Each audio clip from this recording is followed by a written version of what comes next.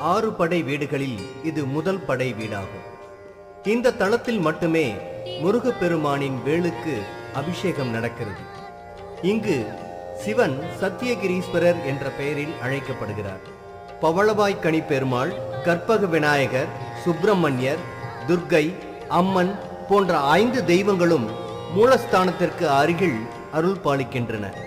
மற்ற தலங்களிலெல்லாம் நின்ற கோலத்தில் காட்சி தரும் முருகன் இத்திருத்தலத்தில் தெய்வானையை மணந்த கோலத்தில் அமர்ந்து காட்சி தருகிறார். இவரது அருகில் இந்திரன், நாரதர், பிரம்மா, சாவித்ரி, நின்ற கோலத்தில் வீணை இல்லாத சரஸ்வதி, வெள்ளி, சூரியன், சந்திரன் மற்றும் கந்தர்வர்களும் இருக்கின்றார்கள். இங்கு முருகன் குடவரை மூர்த்தியாக இருப்பதால் அபிஷேகம் கிடையாது, புனுகு மட்டுமே சாத்தப்படுகிறது.